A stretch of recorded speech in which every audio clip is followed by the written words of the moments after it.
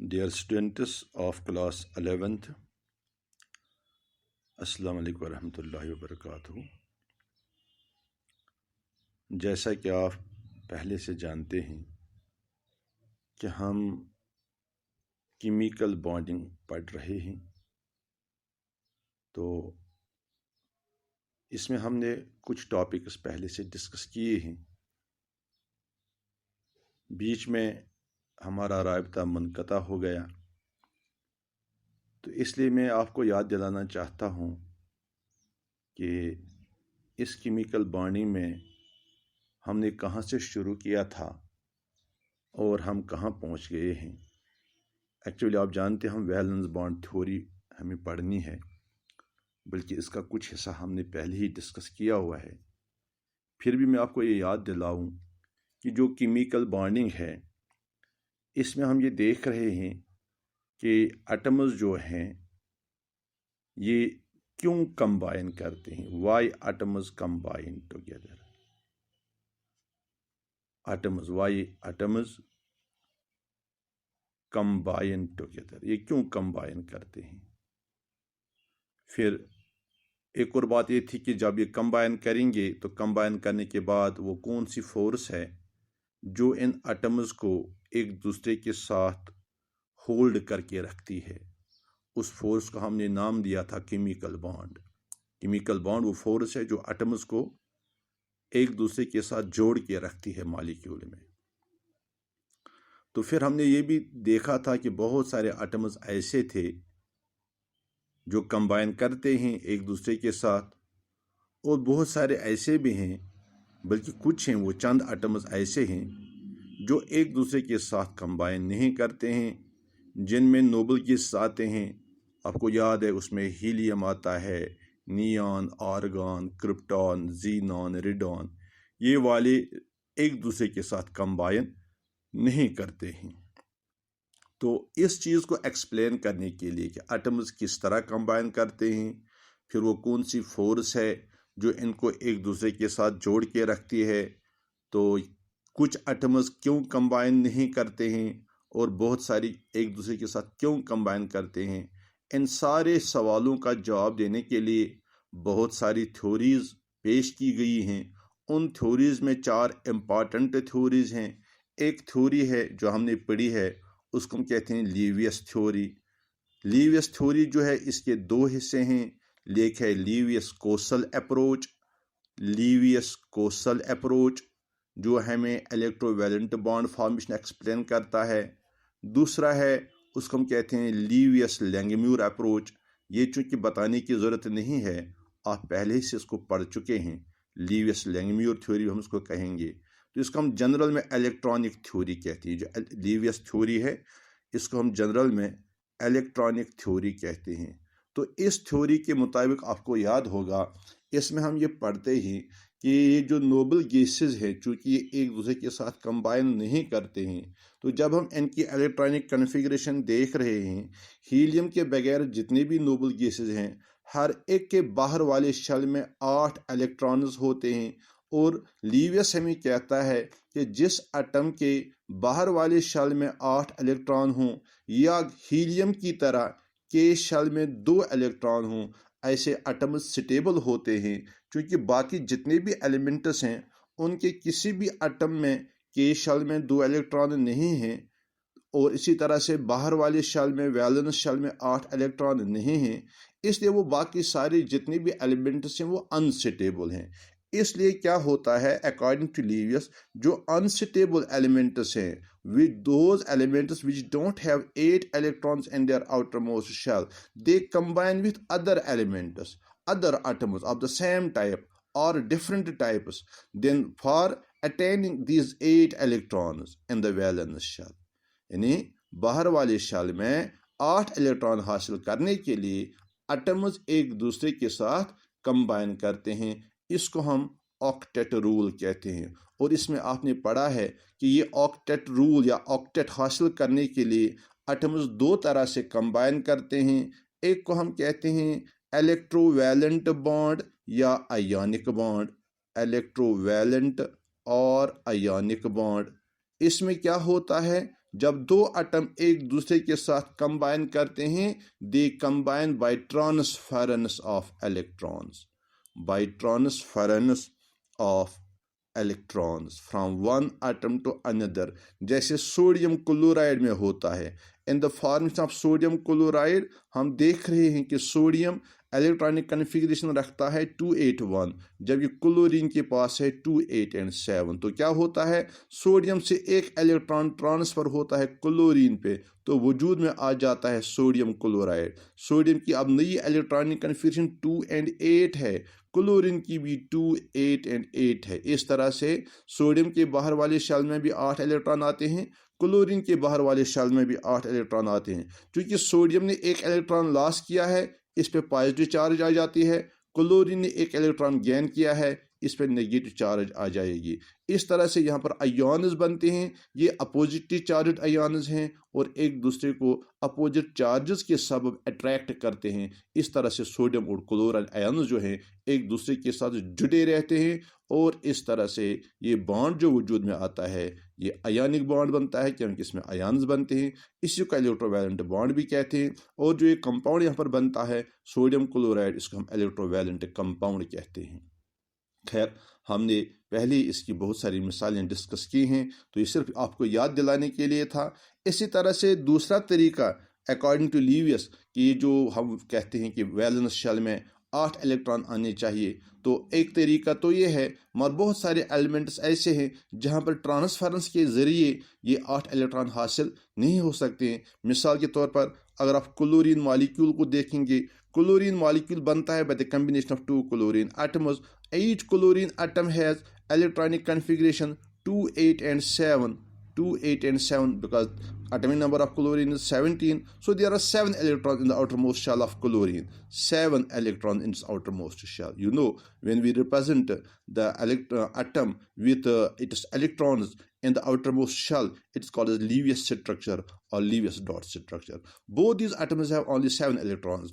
If we will try to transfer electrons from one chlorine to another chlorine, we will observe that one chlorine will get 8 electrons in its outermost shell, while the other will have only 6. That means both the chlorine atoms will not become stable. तो Lewis क्या कहता है, what will happen, कि ये दोनों chlorine atoms क्या करते हैं, एक क्लोरीन भी अपना एक इलेक्ट्रॉन सेंटर में रखता है, दूसरा क्लोरीन भी अपना इलेक्ट्रॉन सेंटर में रखता है। बाकी जो इनके पास हैं वो अपने ही पास ही रहने देते हैं।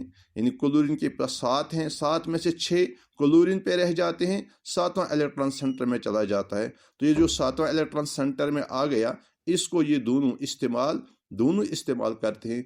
इस तरह से ये दोनों क्लोरीन एटम्स इस सेंट्रल वाले इलेक्ट्रॉन पेयर के साथ जुड़े रहते हैं। तो इस तरह से दोनों इस सेंट्रल वाले इलेक्ट्रॉन को इस्तेमाल करते हैं। तो एक क्लोरीन के भी शेल में भी 8 इलेक्ट्रॉन आ जाते हैं और जो दूसरा क्लोरीन है उसके आउटरमोस्ट शेल में भी 8 इलेक्ट्रॉन आ जाते हैं।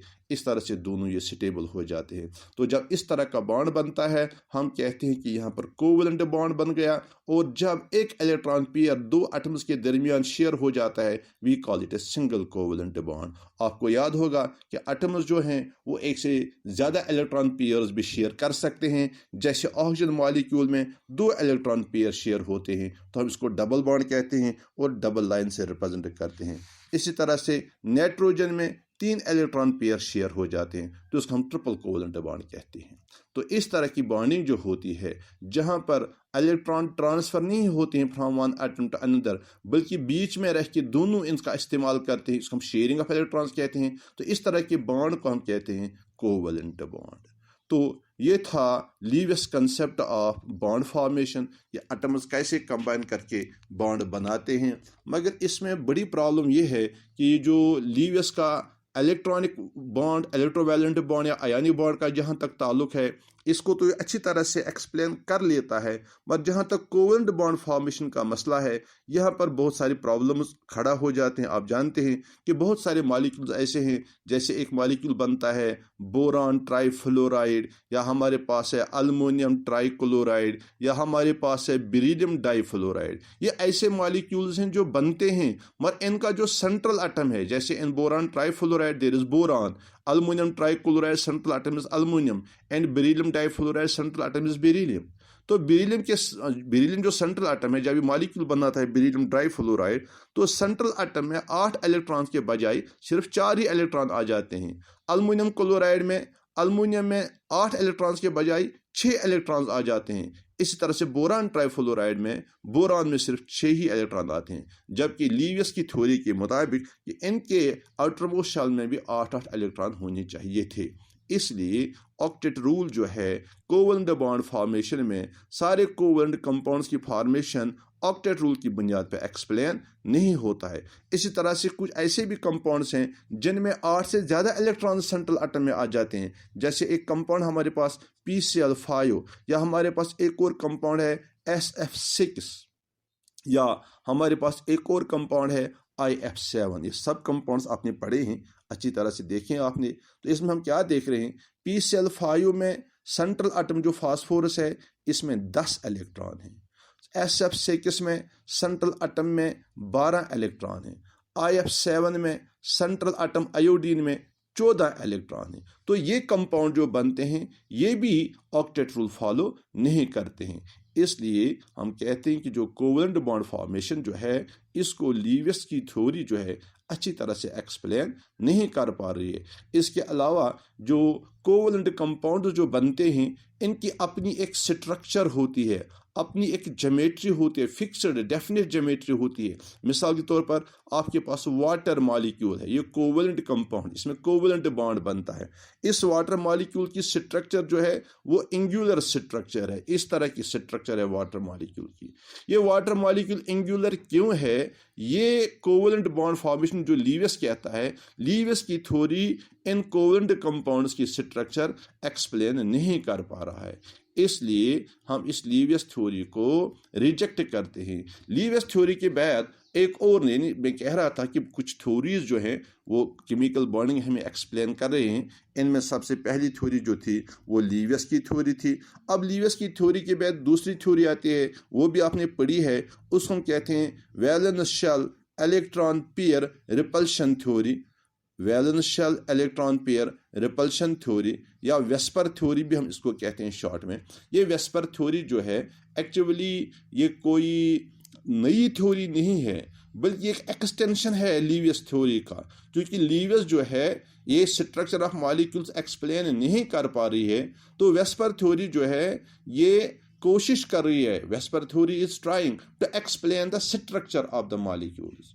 इन मॉलिक्यूल्स की स्ट्रक्चर क्या है, जहां पर लीवियस की थ्योरी फेल हो रही थी उस चीज़ को इसने ओवरकम करने की कोशिश की है। तो वेस्पर थ्योरी में हमने पढ़ा है कि जो मॉलिक्यूल्स जिनमें 3 या 3 से ज़्यादा 3 और मोर एटम्स जिनमें होते हैं उनकी स्ट्रक्चर कैसे बयान की जाती है। क्योंकि ये इस थ्योरी के मुताबिक अगर मॉलिक्यूल में सिर्फ 2 ही एटम हों, if there are only 2 atoms in a molecule, तो फिर वो मॉलिक्यूल लीनियर होता है, स्ट्रेट मॉलिक्यूल होता है। अब अगर 2 से ज़्यादा एटम्स हैं, 3 एटम हैं, तो फिर 3 एटम में से एक एटम वो होता है जिसको हम सेंट्रल एटम कहते हैं, सेंट्रल एटम।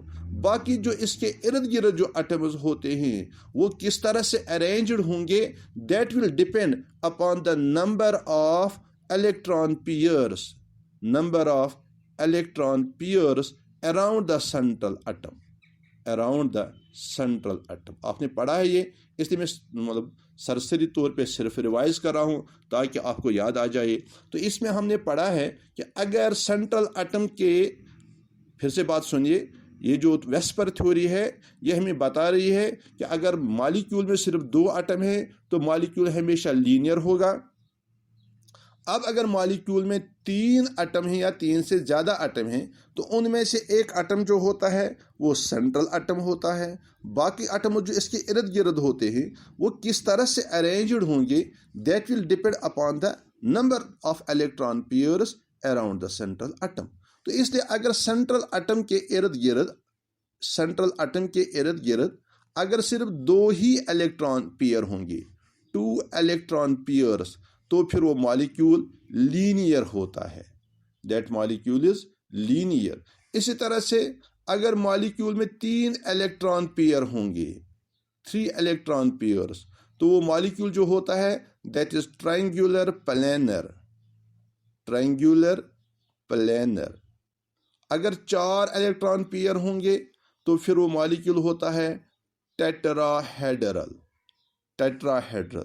इसी तरह से अगर 5 इलेक्ट्रॉन पेयर होंगे तो वो मॉलिक्यूल होता है ट्रायंगुलर बाइपिरामिडल। Triangular bipyramidal. इसी तरह से अगर 6 इलेक्ट्रॉन पेयर होंगे तो फिर वो मॉलिक्यूल होता है ऑक्टाहेड्रल। ऑक्टाहेड्रल। तो इसके अलावा ये जो स्ट्रक्चर ऑफ मॉलिक्यूल्स है, इलेक्ट्रॉन पेयर्स में हमें ये देखना पड़ता है कि इन इलेक्ट्रॉन पेयर्स का नेचर कैसा है। जब जैसा कि आप जानते हैं कि कुछ इलेक्ट्रॉन पेयर्स जो बॉन्ड फॉर्मेशन में इन्वॉल्व होते हैं उनको हम बॉन्ड पेयर्स कहते हैं, और कुछ मॉलिक्यूल ऐसे हैं जिनमें बॉन्ड पेयर्स के अलावा लोन पेयर्स भी होते हैं। तो उन लोन पेयर्स की मौजूदगी जो है वो मॉलिक्यूल की स्ट्रक्चर पे असरअंदाज हो जाती है, क्योंकि ये जो रिपल्शन है, ये जो स्ट्रक्चर मॉलिक्यूल्स की होती है, ये एक्चुअली बिकॉज ऑफ रिपल्शन पैदा हो जाती है। तो लोन पेयर ज़्यादा रिपल करते हैं as compare to bond pairs. तो उस वजह से मॉलिक्यूल की स्ट्रक्चर जो है उसमें थोड़ी बहुत फ़र्क आ जाती है, जिसको हम डिस्टॉर्शन कहते हैं। या हम ये कहते हैं कि अगर मॉलिक्यूल में सिर्फ बॉन्ड पेयर्स ही होंगे तो फिर वो स्ट्रक्चर जो है वो रेगुलर स्ट्रक्चर है। अगर बॉन्ड पेयर के अलावा लोन पेयर भी मौजूद है तो उस वजह से स्ट्रक्चर में तब्दीली आ जाती है। स्ट्रक्चर एग्जैक्टली रेगुलर ऐसी नहीं रहती जैसे होनी चाहिए थी, तो उसको हम डिस्टॉर्टेड स्ट्रक्चर या इरेगुलर स्ट्रक्चर भी कहते हैं। तो वेस्पर थ्योरी जो है ये हमें सिर्फ स्ट्रक्चर के बारे में बताती है, बाकी जो बॉन्ड बनने का तरीका जो है जैसे लीवियस ने अपनी थ्योरी में कहा था वैसे ही वेस्पर थ्योरी भी कहती है। तो इसलिए वेस्पर जो डिफेक्ट्स लीवियस थ्योरी में थे, स्ट्रक्चर के अलावा जो बाकी डिफेक्ट्स हैं वो सारे के सारे वेस्पर थ्योरी में भी मौजूद रहते हैं। और इसके अलावा एक और बात ज़रूरी है नोट करने की काबिल है, वो ये कि सारे मॉलिक्यूल्स की स्ट्रक्चर जो है वो ऐसी नहीं है जैसे हमें वेस्पर थ्योरी बता रही है। तो हम कहेंगे कि बहुत सारे मॉलिक्यूल्स की स्ट्रक्चर तो हमें मालूम पड़ जाती है on the basis of Vesper theory, but this Vesper theory fails to explain the structure of all the molecules. So this theory has also been rejected, and a third theory has been put forth. Third theory has been put forth. That theory is called as valence bond theory. Valence bond theory. और इस theory के बारे में भी आपने पढ़ा है कि ये थ्योरी जो है इसके दो एस्पेक्ट्स हैं। एक है एनर्जी एस्पेक्ट, दूसरा है इसका orbital overlap aspect. One is energy consideration of कह सकते हैं, यानी explanation of formation of compounds as per valence bond theory, keeping in view the energy of the molecules, energy consideration. Energy consideration. दूसरा consideration जो है that is orbital overlap consideration. Orbital overlap. तो energy consideration के बारे में भी हमने पहले ही पढ़ा है। थोड़ी सी इंफॉर्मेशन मैं आपको दे दूं इसके बारे में कि ये जो एनर्जी कंसिडरेशन वाला कंसेप्ट वैलेंस बॉन्ड थ्योरी का है, इस थ्योरी के मुताबिक, इस कंसेप्ट के मुताबिक जब दो एटम आपस में कंबाइन करते हैं, when two atoms combine together, तो कंबाइन होते वक्त क्या होता है कि जब वो क्लोज आ जाते हैं, when they come close to form a bond और to form a molecule, to form a molecule, what happens, two types of forces begin to operate. दो किस्म के फोर्सेस वजूद में आ जाते हैं। One is attractive forces and another is repulsive force. Attractive force and repulsive forces. तो जब अट्रैक्टिव फोर्सेस पैदा हो जाते हैं, अट्रैक्शन की वजह से तो मॉलिक्यूल एटम्स जो हैं वो नज़दीक आ जाएंगे, रिपल्शन की वजह से वो दूर चले जाएंगे। तो अट्रैक्शन की वजह से क्या होता है, व्हेन जब अट्रैक्टिव फोर्सेस डेवलप हो जाते हैं तो ये जो एटम्स हैं दे लूज एनर्जी ये लूज करते हैं, जिस वजह से इनकी एनर्जी डिक्रीज हो जाती है, कम हो जाती है एनर्जी। और हम पहले से जानते हैं जब किसी सिस्टम की एनर्जी कम हो जाती है तो सिस्टम स्टेबल बनता है। इस तरह से जब एटम्स में अट्रैक्शन पैदा होगी, ज़्यादा अट्रैक्शन होगी, तो उस वजह से इनकी एनर्जी कम होगी तो स्टेबल बनेंगे। इसी तरह से रिपल्शन से क्या होता है, एनर्जी बढ़ जाती है मॉलिक्यूल की, एनर्जी इंक्रीजेस। इसलिए जब मॉलिक्यूल नज़दीक आते हैं तो दोनों तरह के फोर्सेस पैदा हो जाते हैं। अट्रैक्टिव फोर्सेस भी और रिपल्सिव फोर्सेस भी। तो हमें ये देखना है कि मैग्नीट्यूड किन फोर्सेस का ज़्यादा है।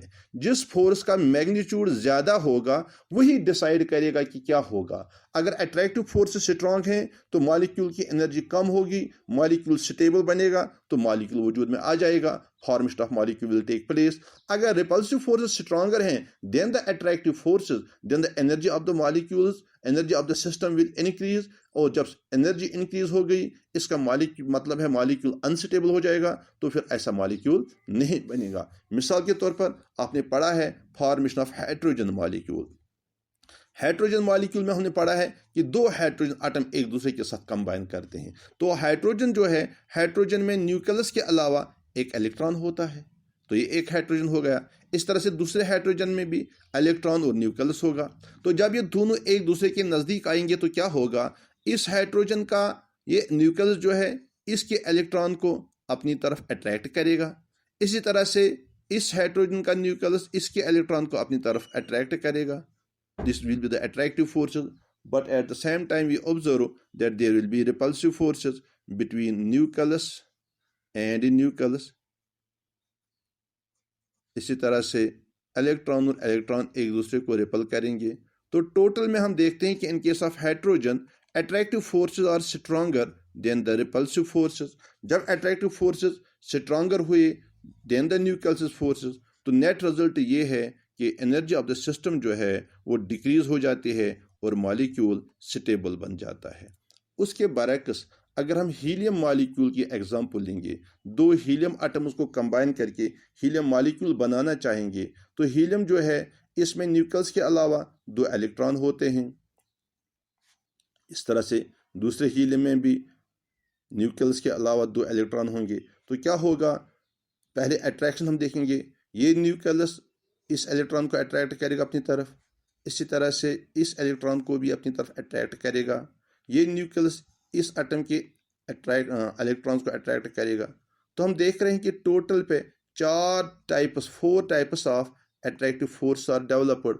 अब रिपल्सिव फोर्सेस की बात करेंगे। अब देख लीजिए यही दो हीलियम आटम हैं, इनमें दो इलेक्ट्रॉन्स हैं। तो क्या होगा, ये न्यूक्लियस इस न्यूक्लियस को रिपेल करेगा, ये इलेक्ट्रॉन इस इलेक्ट्रॉन को रिपेल करेगा, ये इलेक्ट्रॉन इस इलेक्ट्रॉन को रिपेल करेगा, इसी तरह से ये इलेक्ट्रॉन इस इलेक्ट्रॉन को रिपेल करेगा, इसी तरह से ये दो इलेक्ट्रॉन भी आपस में रिपेल करेंगे। इस तरह से टोटल पे 5 रिपल्सिव फोर्सेस, 1 2 3 4 और 5 types of repulsive forces take place, 4 types of attractive forces take place.